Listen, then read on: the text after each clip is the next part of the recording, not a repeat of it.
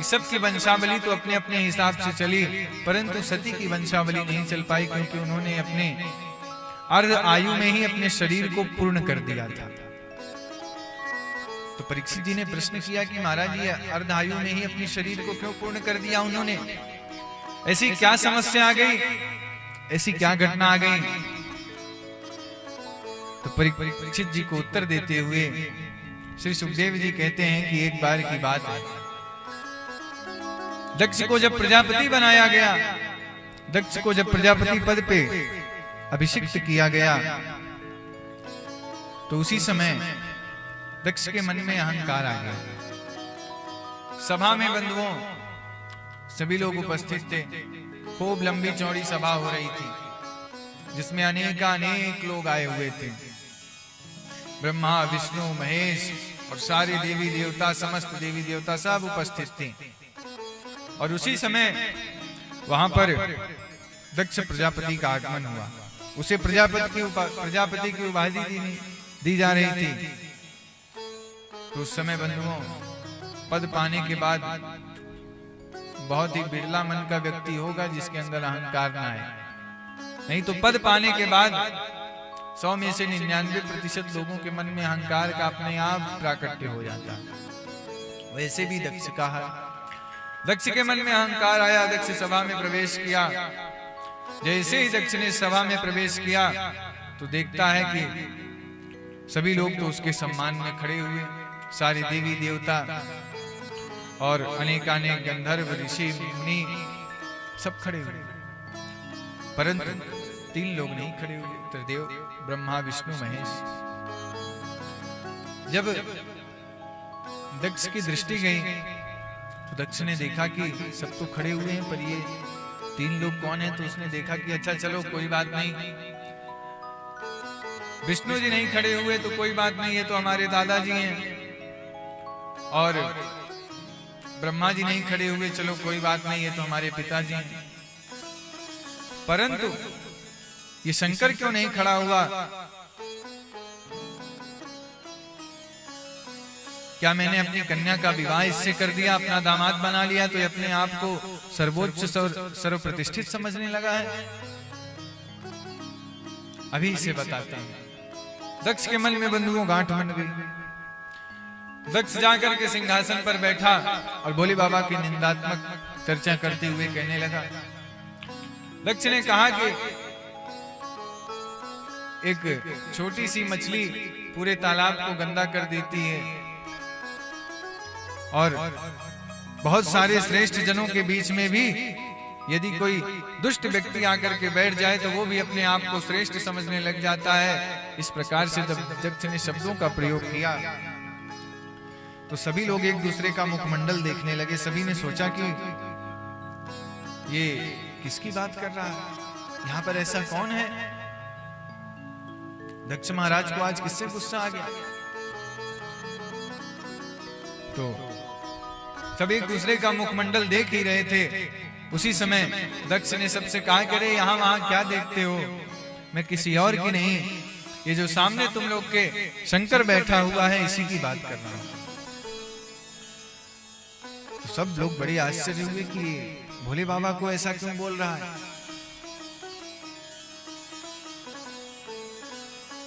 दक्ष ने तुरंत भोले बाबा को श्राप दे डाला। दक्ष ने कहा, अयम तु देव यजन इंद्रोपेन्द्रादि वीरभवा सह भागम न लभताम देवैर देवगणाधमा। मैं श्राप देता हूं कि आज से इस शंकर को किसी भी यज्ञ में कोई भी भाग न दिया जाए।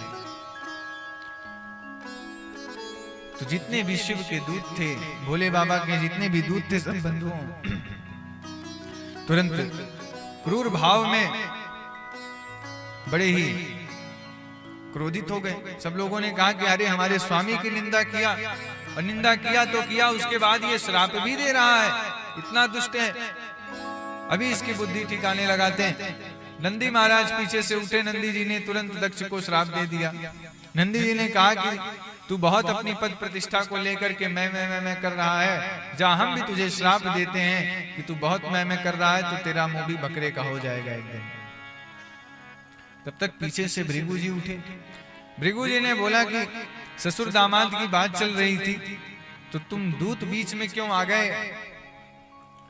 जाओ हम भी तुम्हें श्राप देते हैं कि जितने भी शंकर के दूत हैं, जितने भी शंकर के गण हैं, सब पाखंडी हो जाए। तब तक नंदी फिर से पीछे से उठे। उन्होंने बोला कि यहाँ पे गुरु चेला सास ससुर दामाद और दूत की बात हो रही थी, तो आपका बीच में आने का क्या मतलब निकला, हमें ये बताओ। आप बीच में क्यों कूद पड़े? जाओ हम भी आपको श्राप देते हैं कि आपके जैसे चाटुकार ब्राह्मण जीवन भर रोएंगे। अब शंकर जी ने देखा, शंकर जी ने सोचा कि हे प्रभु, ये तो सम्मान समारोह की जगह श्राप समारोह चल रहा है, यहाँ से अब निकल लेते हैं। भोले बाबा ने सभी दूतों को लिया और वहां से निकल चले। भोले बाबा जाकर के कैलाश में शंकर सहज स्वरूप सम्हारा, शंकर सहज स्वरूप सम्हारा, लागी समाधि अखंड अपारा, लागी समाधि अखंड अपारा, शंकर सहज स्वरूप सम्हारा, शंकर सहज स्वरूप समाजा, लागी समाधि अखंड अपारा, लागी समाधि अखंड अपारा। बंधुओं, भोले बाबा कैलाश में जाकर के शंकर सहज स्वरूप सम्हारा, लागी समाधि अखंड अपारा। भोले बाबा ने अपने मन को शांत किया और मन को शांत करके जाकर के कैलाश में बैठ करके समाधिस्थ हो गए। और फिर भी रस्सी टूटने के बाद उसमें दोबारा यदि गांठ लगाई जाए तो वो गांठ कहीं ना कहीं झलक जाती है, कहीं ना कहीं उसका दर्शन हो ही जाता है, उसका भाव स्पर्श करने से कहीं ना कहीं हो ही जाता है। उसी तरह से दक्ष के मन में भी एक गांठ बन गई थी। दक्ष ने सोचा कि इसने मेरा अपमान किया सभा में ना उठ करके, और बीच सभा में मेरे सम्मान समारोह में इसने अफरा तफरी मचा करके मुझसे बहस की, और इसी द्वेष में दक्ष ने एक बड़े ही दिव्य एवं भव्य यज्ञ, वाजपेयी यज्ञ का आयोजन किया। हरिद्वार की पावन भूमि पर दक्ष ने वाजपेयी यज्ञ का आयोजन किया, और उस वाजपेयी यज्ञ में समस्त देवी देवता गंधर्व नरनाग सुर गंधर्व किन्नर सबको बुलाया, परंतु एक भोले बाबा को नहीं निमंत्रण दिया, क्योंकि उन्हीं से ईर्ष्या द्वेष के कारण वह यज्ञ कर रहा था। वो यही दिखाने के लिए यज्ञ कर रहा था कि मैं अब की बार निमंत्रण तो सबको दूंगा, परंतु भोले को नहीं बुलाऊंगा, इस शंकर को नहीं बुलाऊंगा। यज्ञ का समय निकट आया, समस्त देवी देवता सभी लोग अपने अपने विमानों को लेकर के जा रहे थे, और सब जितने भी देवी देवता थे बंधुओं, देवी देवता भी बड़े विचित्र होते हैं। देवी देवता तो और रास्ते से भी जा सकते थे, परंतु कैलाश से उन्हें जाना इसलिए अनिवार्य समझा उन्होंने कि भोले बाबा को इसने निमंत्रण नहीं दिया है, भोले बाबा के पास कहीं ना कहीं से खबर पहुंचाएंगे तो भोले बाबा जरूर आकर के उपद्रव मचाएंगे। तो सभी देवता, जितने भी देवता थे, सभी देवताओं ने भी बंधुओं अपने जितने भी विमान थे, समस्त विमानों को कैलाश के ऊपर से गड़गड़ाते हुए ले जाना प्रारंभ कर दिया। तो सती जी ने जब विमानों को उड़ते हुए देखा तो उन्होंने सोचा कि क्या हुआ, ये सभी देवता किस तरफ जा रहे हैं, अभी कुंभ भी नहीं आया है कि सब लोग प्रयागराज जा रहे हैं, ये सब जा कहां रहे हैं, चलो पूछते हैं। सती जी ने एक विमान रुकवाया, पूछा कि क्यों देवी जी आप कहां जा रही हो? तो उस देवी ने कहा कि तुम्हें नहीं पता, तुम्हारे ही पिता के यहाँ इतने बड़े यज्ञ का आयोजन हो रहा है, इतने विशाल वाजपेयी यज्ञ का। तो सती जी ने कहा कि नहीं हो सकता है डाकघर वाले ने दिक्कत की हो, डाकघर वाले से कोई दिक्कत आई हो, इसीलिए हमारे पास चिट्ठी नहीं पहुंच पाई, निमंत्रण पत्र नहीं पहुंच पाया। हम अगली बार, अब की बार जाकर के सबसे पहले पता करते हैं, निमंत्रण जरूर आया होगा, हम आएंगे, आप चलो।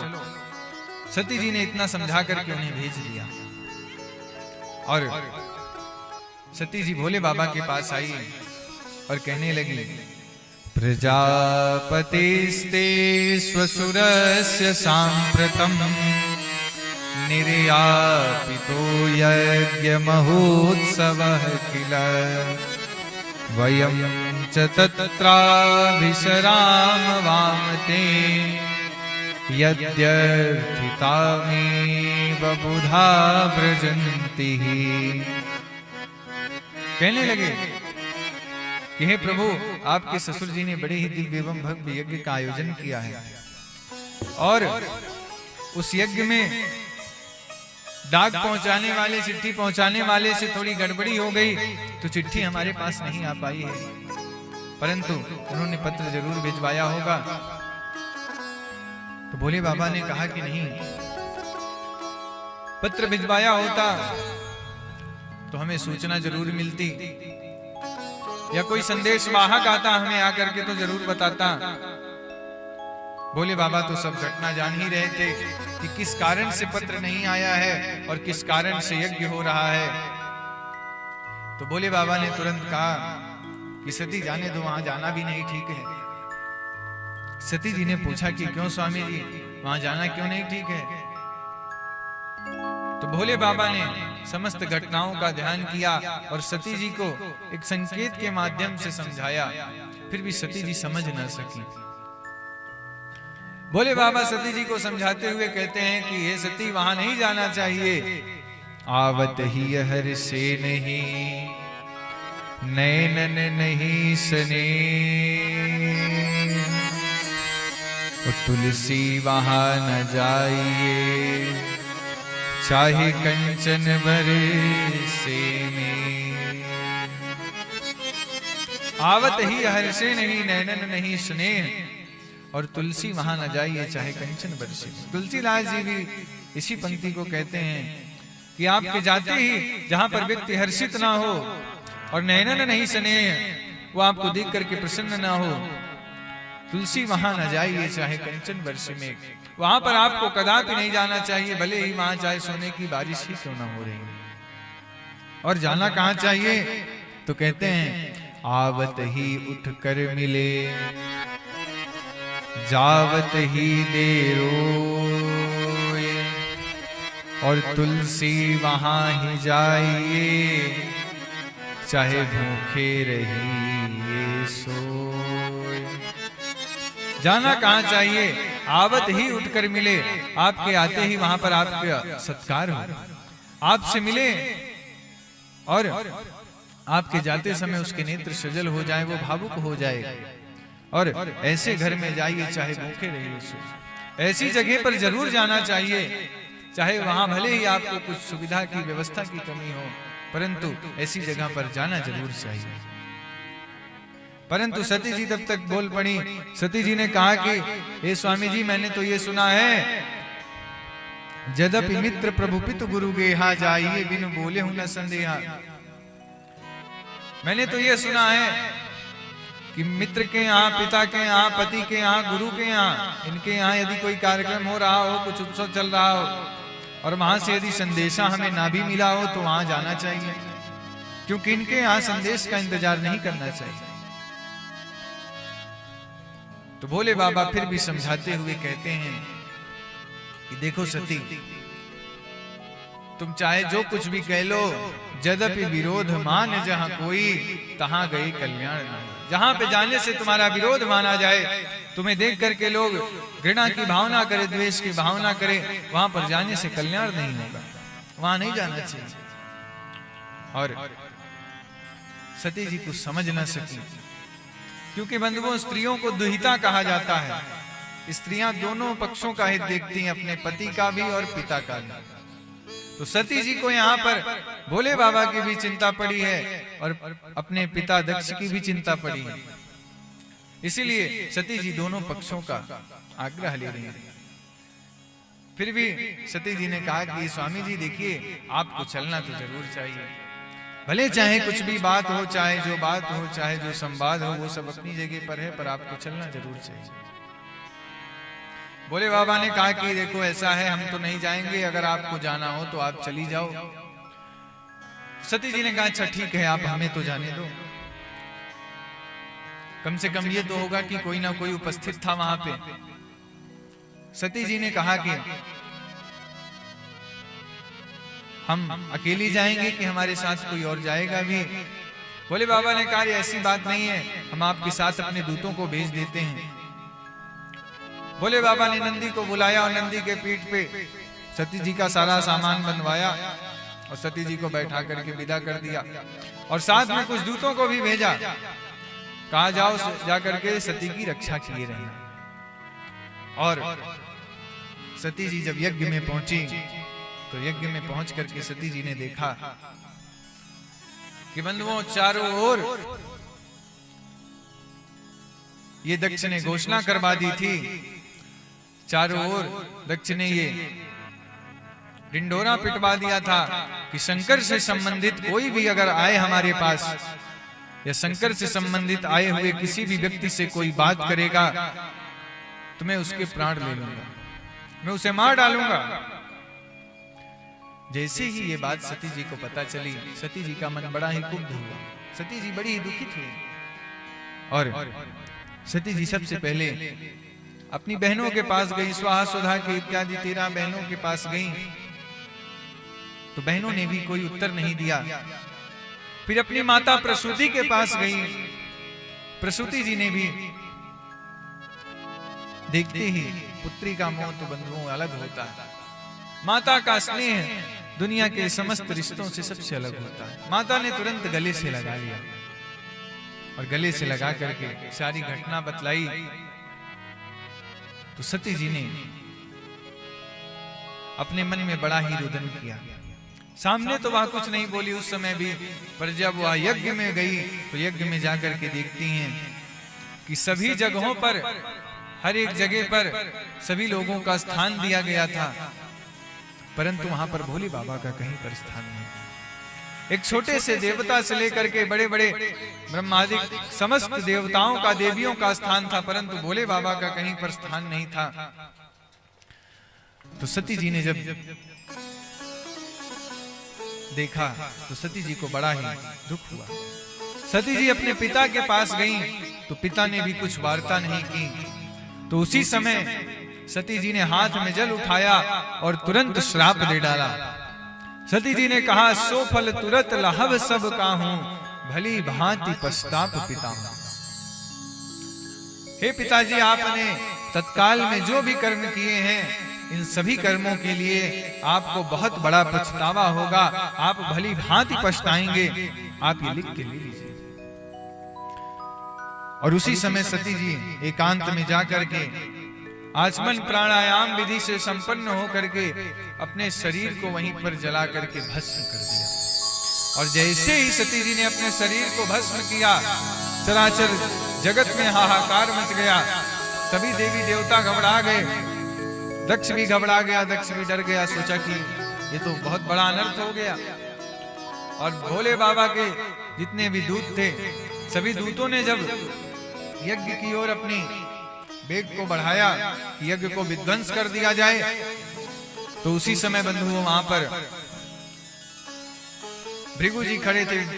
भृगु जी ने ऋगु नामक देवताओं को बुला करके सभी गणों को वहां से मार भगाया। जैसे इस समय मिलिट्री पुलिस की फोर्स होती है, वैसे उस समय देवताओं की भी फोर्स होती थी। उनका नाम होता था ऋगु नाम के देवता। कहीं भी झगड़ा होने वाला रहता था तो उनको बुला लिया जाता था। तो ऋगु नाम के देवता आकर के सबको मार भगाए। और भोले बाबा के पास आकर के जब सभी दूतों ने सारी घटना को बतलाई, तो भोले बाबा क्रोध से कुंपित हो गए और क्रोध के कारण आग बबूला होकर के उन्होंने अपनी जटा का एक बाल निकाला और जटा का एक बाल निकाल करके पृथ्वी पर धड़ाम से पटका।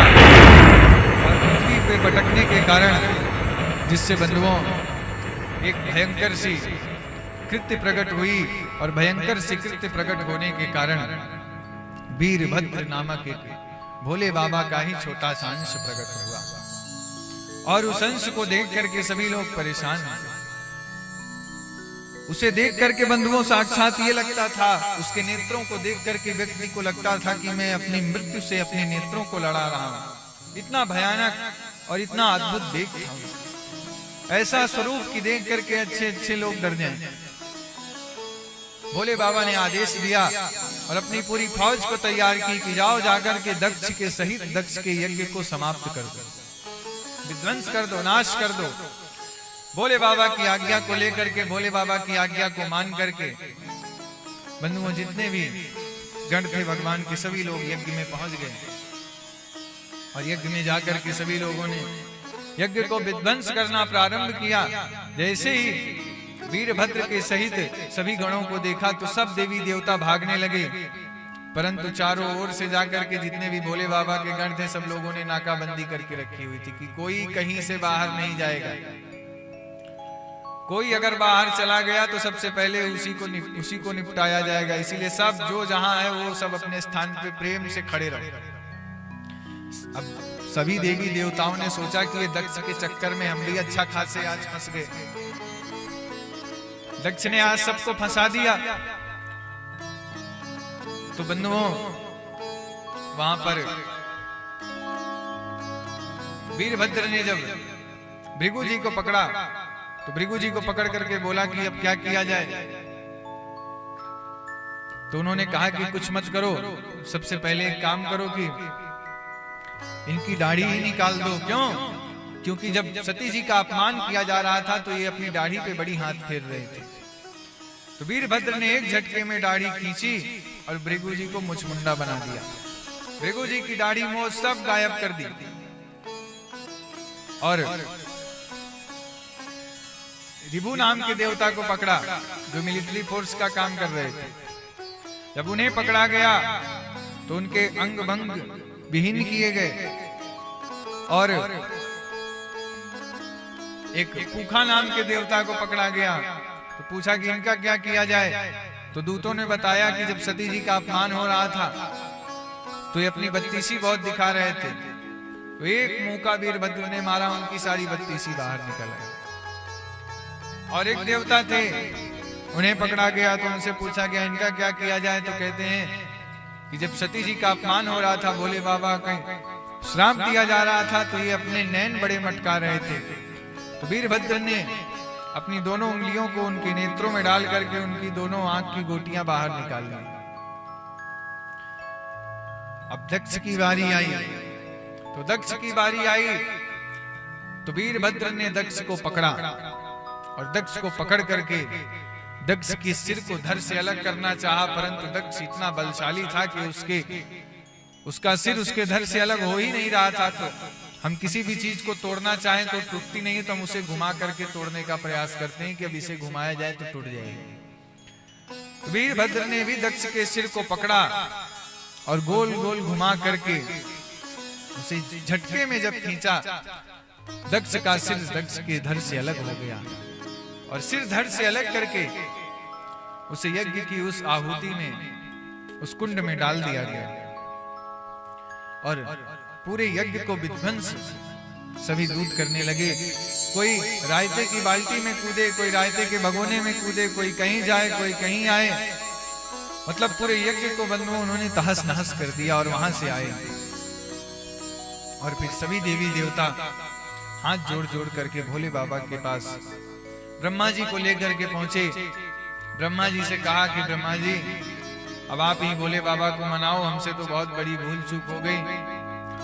हमारे भोले बाबा बड़े ही दयालु हैं। शिव का अर्थ ही होता है कल्याण। हमारे भोले बाबा जितने जल्दी क्रोधित होते हैं उतनी जल्दी प्रसन्न हो जाते हैं। आप किसी भी असुर को, किसी भी दैत्य को देखोगे ना तो वो भोले बाबा की ही उपासना करता आपको दिखेगा। क्यों? क्योंकि भोले बाबा सबसे जल्दी प्रसन्न होने वाले देवता, बहुत जल्दी प्रसन्न हो जाते हैं। और बंधुओं मैं ये निवेदन करूं कि सभी देवताओं ने जब भोले बाबा के सामने प्रार्थना की, करबद्ध प्रार्थना करने लगे जब सभी देवी देवता, तो भोले बाबा मान गए। भोले बाबा ने कहा कि अच्छा चलो ठीक है, पर हम करें तो करें क्या? आप क्षमा मांगो तो अच्छी बात है, पर हम क्या करें? तो उन्होंने कहा कि आप प्रभु कुछ मत करिए, परंतु हमारे जो अंग भंग अंग विहीन हुए हैं उनको फिर से ठीक कर दीजिए। तो भोले बाबा ने कहा अच्छा ठीक है। तो पूखा नाम के देवता को बुलाया गया जिसके दांत नहीं थे। उनसे कहा कि हमारे बत्तीसी लगा दीजिए। भोले बाबा ने कहा आपकी बत्तीसी तो दोबारा नहीं लगेगी, अब आप सतुआ पी के काम चलाओ, तरल पदार्थ खाया करो। तो बड़े बड़े जो यज्ञ होते हैं, बड़े बड़े जो सोम यज्ञ इत्यादि होते हैं, उसमें अलग अलग देवताओं की अलग अलग आहुति डाली जाती है, उनका अलग अलग आहार दिया जाता है। तो उसमें जो पूखा नाम के देवता हैं उनको हमेशा तरल पदार्थ दिया जाता है। कभी सत्तू घोल के दिया जाता है भोग के लिए, कभी कुछ दिया जाता है। क्यों? क्योंकि उनकी बत्तीसी नहीं है। और जिनके नेत्र नहीं थे उनसे बोला गया तो उन्होंने कहा कि तुम मित्र के कंधे पे हाथ रख करके बहुत नैन मटका रहे थे, अब तुम मित्र का हाथ पकड़ करके चलना। और जब दक्ष की बारी आई तो उन्होंने कहा कि हे प्रभु अब आप चल करके यज्ञ को पूर्ण करिए। तो भोले बाबा ने कहा कि अब हम क्या करेंगे यज्ञ को पूर्ण करके, वहां तो दक्ष मृत्यु को प्राप्त करके पड़ा हुआ होगा और हमें तो ये श्राप मिला है कि हम यज्ञ में कोई भाग नहीं ले सकते, तो हम यज्ञ को क्यों पूर्ण करने जाएं? तो देवताओं ने और ब्रह्मा जी ने कहा कि हे प्रभु अब यज्ञ में जितनी भी आहुति बचेगी, जितनी भी शेष आहुति होगी, वो समस्त आहुतियां, वो सारी आहुतियां सब आप ही की होंगी। तो यज्ञ में एवं किसी भी याज्ञिक कर्म में बंधुओं जितनी भी आहुति बची जाती है, अंतिम पूर्ण आहुति जो डाली जाती है, वो भोले बाबा की ही होती है। और जब भगवान यज्ञ पूर्ण करने आए तो सर्वप्रथम दक्ष को जीवित किया। दक्ष के सिर की जगह पर बकरे का धड़ लगाया गया। क्यों? क्योंकि श्राप को भी पूर्ण करना था। चाहते तो मनुष्य का भी धड़ लगा सकते थे, किसी अन्य जानवर का धड़ लगा सकते थे, बकरे का है क्यों लगाया? क्योंकि श्राप को भी पूर्ण करना था। और बकरे का जब धड़ लगाया, दक्ष के शरीर में दोबारा प्राणों को डाला, तो दक्ष तुरंत वहां पर जैसे ही अपने नेत्रों को खोला तो उसने हाथ जोड़ करके करबद्ध प्रार्थना करके भोले बाबा की स्तुति गाई और कहने लगा कि धन्य है भोलेनाथ, हे शंकर आप धन्य हैं। भूयान अनुग्रह अहो भवता कृतो में दंडस्त्वया मयि वृतो यदपि प्रलब्धा। हे प्रभु मुझ जैसे दंडात्मा व्यक्ति के ऊपर भी आपने इतनी कृपा बरसाई, मैंने आपका इतना अपमान किया, मैंने आपकी पत्नी को भी आपसे छीन लिया। भले ही वो मेरी पुत्री थी परंतु वह आपकी पत्नी भी थी, मैंने उन्हें भी आपसे अलग कर दिया, वो भी इस समय नहीं रही। और उसके बाद आपकी इतनी करुणा कि आपने फिर भी मुझ पर दया की। और हे प्रभु मैं आपसे हाथ जोड़ करके बहुत ही करबद्ध प्रार्थना करता हूं कि आप इसी प्रकार से अपना अनुग्रह मुझ पर बरसाए रखिए। और जितने वहां पर ब्राह्मण थे, जितने विद्विज थे, विप्र थे, सभी लोगों ने क्या स्तुति गाई। सभी लोग हाथ जोड़ करके भगवान की स्तुति गाते हुए कहने लगे, हे प्रभु यज्ञ में जो कुछ भी है सब कुछ आप ही हैं। वह कहते हैं त्वं क्रतुस्त्वं हविस्त्वं हुताशः स्वयं, त्वं क्रतुस्त्वं हविस्त्वं हुताशः स्वयं, त्वं हि मन्त्रः समिद्धर्भपात्राणि च, त्वं हि मन्त्रः समिद्धर्भपात्राणि च, त्वं सदस्य ऋत्विजो दम्पतिदेवता, त्वं सदस्य ऋत्विजो दम्पतिदेवता, अग्निहोत्रं स्वधा सोमराजं पशु, अग्निहोत्रं स्वधा सोमराजं पशु, त्वं क्रतुस्त्वं हविस्त्वं हुताशः स्वयं, त्वं क्रतुस्त्वं हविस्त्वं हुताशः स्वयं। सभी ब्राह्मणों ने, सभी विप्रों ने स्तुति गाई, त्वं क्रतुस्त्वं हविस्त्वं हुताशः स्वयं। हे प्रभु आप ही यज्ञ के क्रतु हैं, आप ही यज्ञ की संपूर्ण सामग्री हैं, आप ही समिधा हैं और आप ही पूर्ण पात्र हैं, आप ही यज्ञ की संपूर्ण यज्ञ में जो कुछ भी दिखाई पड़ता है सब शिव स्वरूप है, सब कुछ आप हैं।